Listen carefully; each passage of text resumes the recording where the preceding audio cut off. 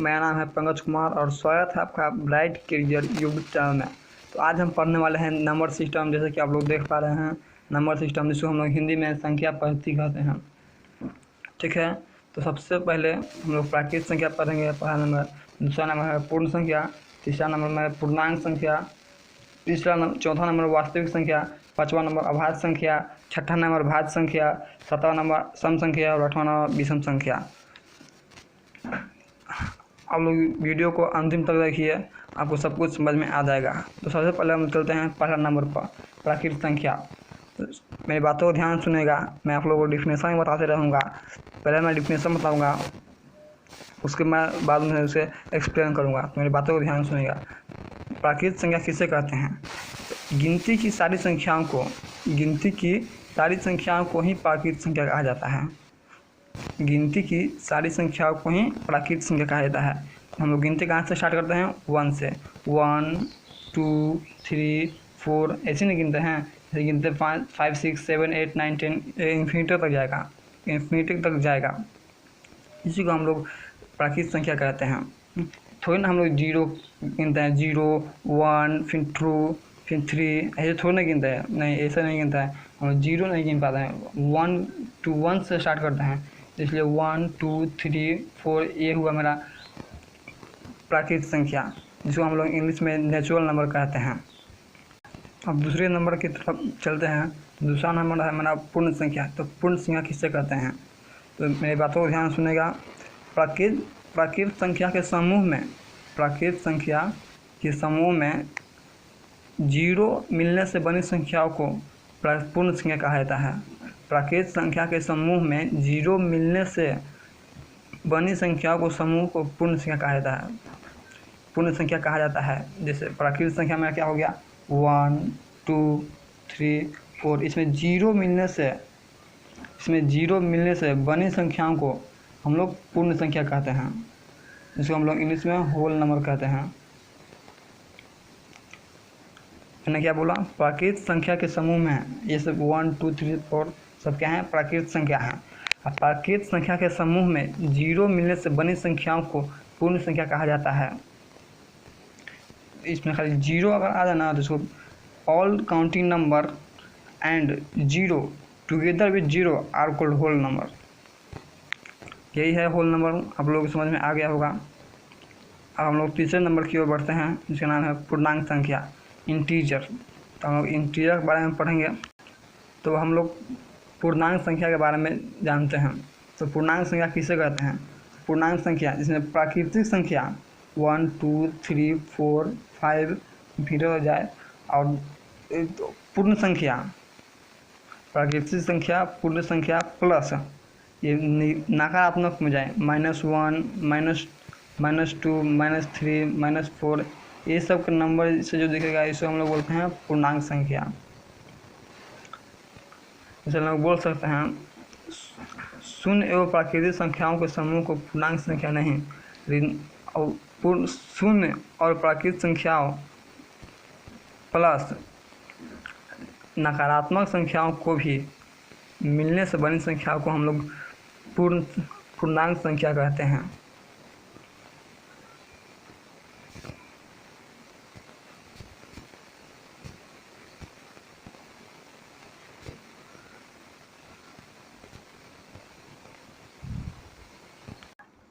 तो पूर्णांक संख्या आप लोग समझ गए होंगे।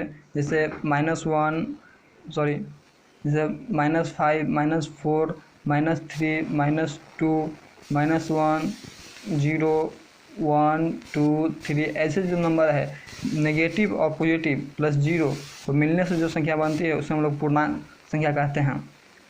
यहाँ पर छूट गया दोस्तों, यहाँ पर और भी परिमेय और अपरिमेय संख्या होता है जो इसी के नंबर से बनता है। मैं आप लोगों को ऐसे बता दे रहा हूँ परिमेय संख्या किससे कहते हैं, जिसको हम लोग इंग्लिश में रेशनल नंबर कहते हैं।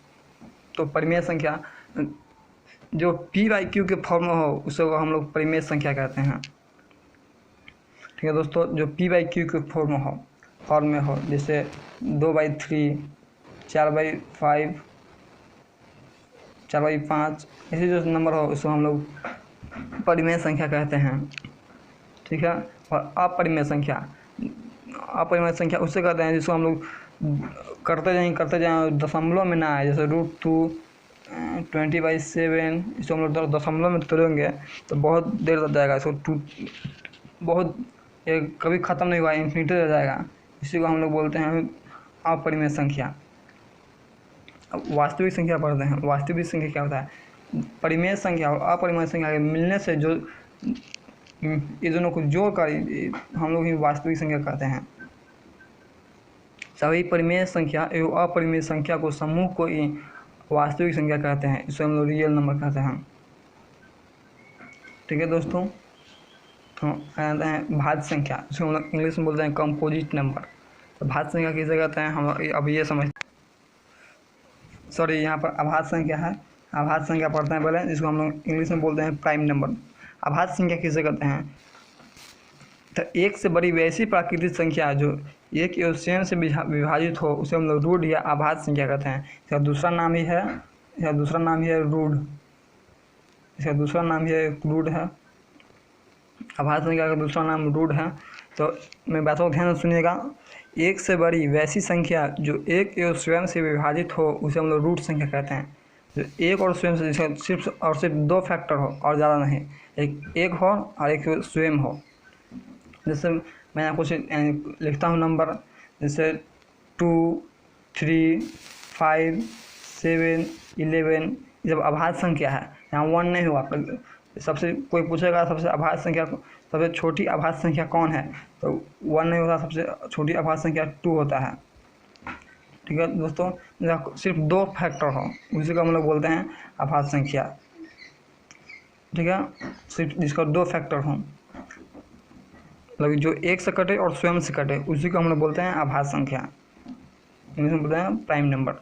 अब भाज्य संख्या के उत्तर बोलते हैं कंपोजिट नंबर। तो कंपोजिट नंबर भी सिर्फ प्राइम नंबर के उल्टा है सीधा।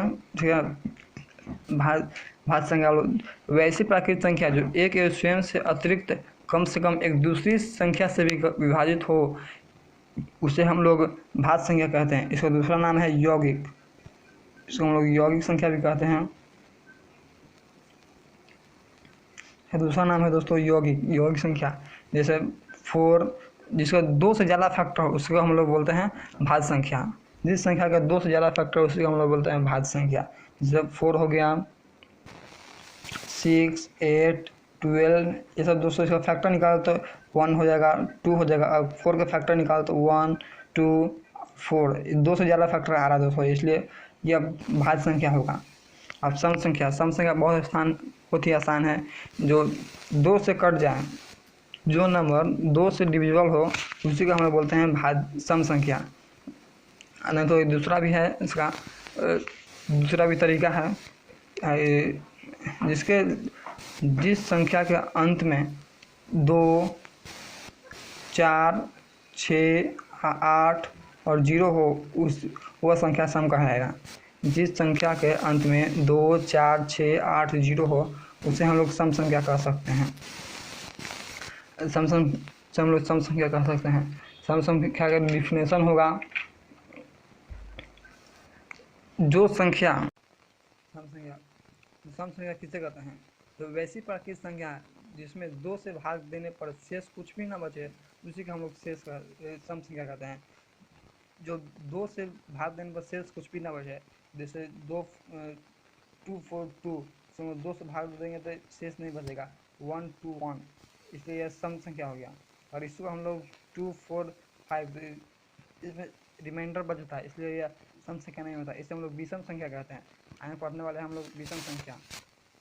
विषम संख्या के हम लोग बारे में हम लोग जानते हैं। विषम संख्या किसे कहते हैं? तो वे प्राकृतिक संख्या जिसमें 2 से भाग देने पर एक कुछ ना कुछ शेष बचे उससे हम लोग विषम संख्या कहते हैं। वैसी प्राकृतिक संख्या जिसे 2 से भाग देने पर कुछ ना कुछ बचे उसी को हम लोग विषम संख्या बोलते हैं। जैसे 5,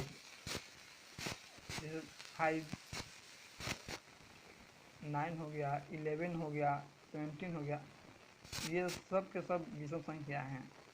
इसी को हम लोग बोलते हैं विषम संख्या। जो 2 से पूरा ना कटे, 2 से पूरा डिविजिबल ना हो, उसी को हम लोग विषम संख्या कहते हैं। तो मैं आप लोगों का इंफॉर्मेशन दे रहा हूँ, आप लोग अपने कॉपी में लिख सकते हैं और याद कर सकते हैं इन सारे नंबरों का।